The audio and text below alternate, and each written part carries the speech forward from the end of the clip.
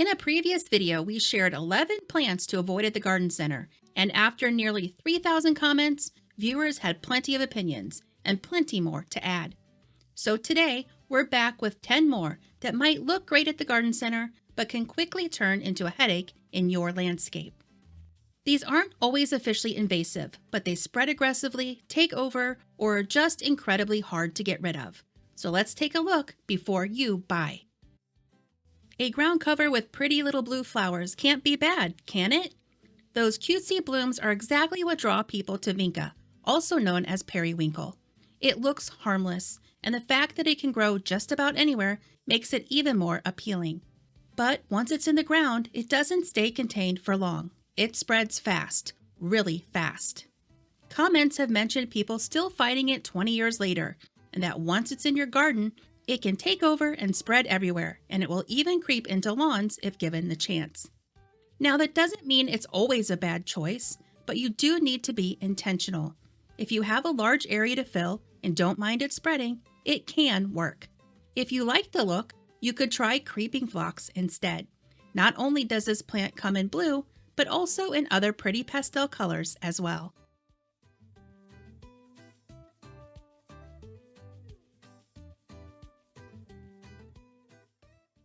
This one has a reputation for being highly aggressive and notoriously difficult to remove once it's established. The problem is its deep, persistent root system. Even small fragments left behind in the soil can regrow, which means digging it out often doesn't solve the issue. It can actually make things worse by spreading it further. At first, the foliage might seem fairly harmless, even architectural and tidy, but over time, it can grow large, take over space, and in wet conditions, start to look tired, shaggy, and even begin to rot. In fact, many gardeners have shared that they tried to dig it out, only to discover how tough it really is. If you like the look of those tall flower spikes, try lupins instead, or even a plant like Wisteria, which can mimic the large leaves.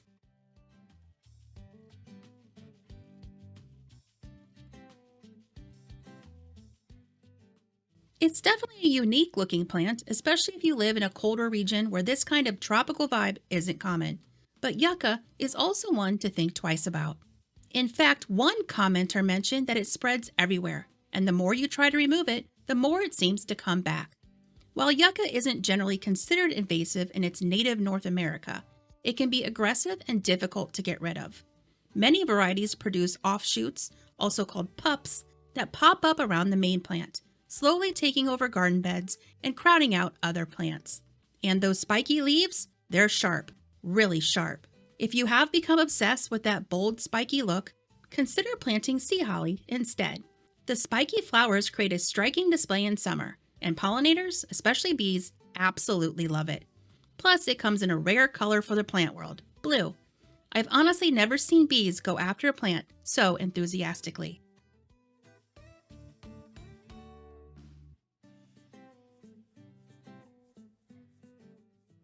The scent pulls you in. You start thinking about afternoon mojitos, fresh tzatziki sauce, beautiful garnishes, but this is one plant you never want to put straight into your garden. When planted in the ground, mint spreads aggressively through underground runners. It can quickly take over entire beds and crowd out everything else. And here's the tricky part. Even if you try to pull it out, any tiny piece of root left behind can grow back. Once it's established, it's incredibly hard to get rid of. And this doesn't just apply to one type of mint. We're talking peppermint, chocolate mint, Corsican mint, catnip, even lemon balm. One commenter shared that they made the mistake of planting lemon balm, and it's still popping up everywhere. Their biggest gardening regret. If you still want to grow mint, the safest option is to keep it contained in a pot or a raised planter. Otherwise, be ready, it will take over.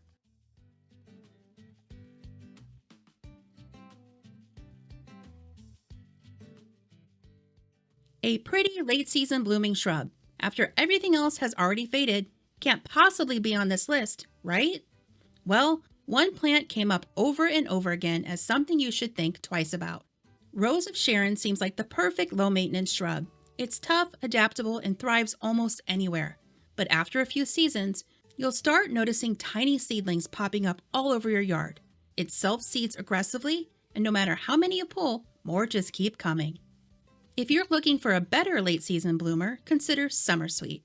It's a native shrub that comes in both pink and white, adding color right when your garden needs it most.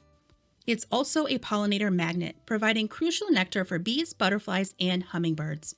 And as a bonus, it thrives in wet, heavy clay soils and can handle shady conditions, making it perfect for those tricky spots in your landscape.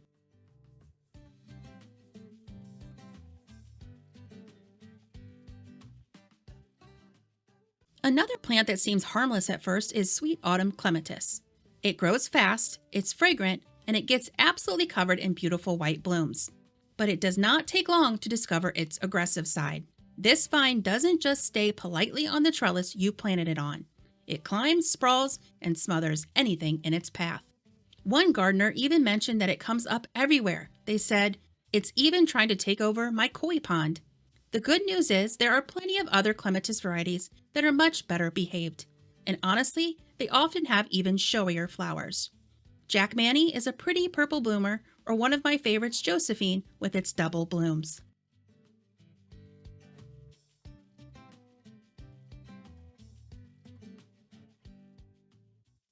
You might be drawn in by its pretty variegated foliage, often recommended as an easy way to cover up tough spots in the landscape. But bishop's weed is yet another one of those plants gardeners often regret buying, even if it seemed like a good ground cover solution at first. It spreads aggressively, overrunning flower beds, popping up in lawns, and weaving its way through desirable plants. Once it's established, it's extremely difficult to remove. Digging often leaves behind small pieces of root, and even a tiny fragment can regrow and restart the invasion all over again. One gardener even called it a total garden thug. If you were originally drawn to its coloration, a much better alternative is Heucherella, also known as foamy bells. It's a low-growing perennial that's just as tough, but far better behaved. It's not aggressive and comes in a wide range of beautiful leaf patterns. Plus, those abundant flower spikes are an added bonus.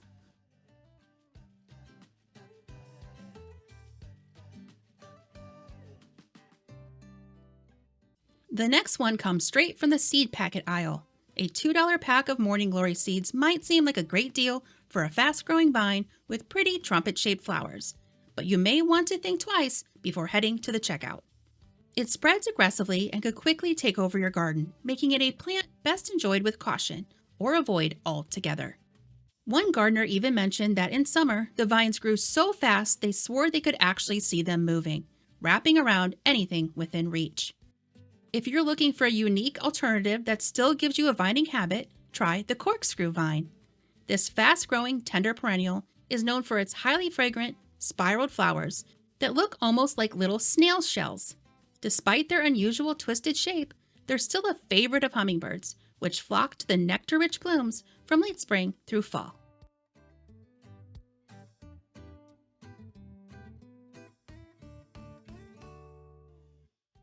Talk about a plant that catches your eye at the garden center. The cascading clusters of Chinese Wisteria look absolutely stunning, almost magical when they're in bloom. But once planted, this vine can become surprisingly aggressive. It quickly grows heavy and woody, overwhelming nearby structures, trees, and just about anything else in its path. One gardener said, "Wisteria has been the bane of my life since buying our home," while another described it as a job and a half to eradicate, saying it strangles tall trees like a boa constrictor. In many parts of the U.S., especially the Southeast, it can spread into natural areas and become extremely difficult to control. So while it may look like the perfect statement plant right now, it's often better admired from a distance rather than brought home. As mentioned just earlier, a show-stopping clematis can give you that same beautiful climbing vine effect without all the headaches.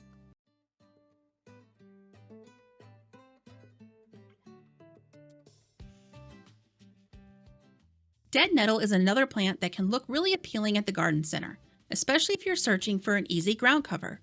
The silvery foliage is attractive, it spreads quickly, and it's often marketed as a low-maintenance way to fill those empty spaces. But here's the catch. Lamium is also a member of the mint family, just like we talked about earlier, and that means it can spread fast. One gardener shared, "I put it in a raised bed and it's taken over everything, choking out my heuchera." They added, "It's not technically invasive, but that mint family goes bananas with spreading." Another gardener said, I planted it alongside my garden. Every year I'm trying to keep a tiny patch while pulling runners and plants out of the garden all season. So while it may seem like the perfect filler plant at first, it can quickly turn into something you're constantly trying to control instead of enjoy. Barren wort would be an excellent alternative as it also tolerates shade and generally poor soil, but spreads slowly and offers pretty spring blooms.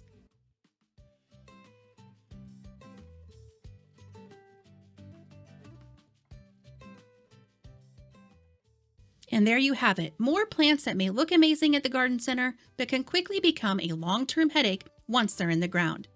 Of course, every garden is different, and some of these plants can work in the right space with the right maintenance, but it's always better to know what you're getting into before you plant. Now we want to hear from you. Have you planted something you seriously regretted later?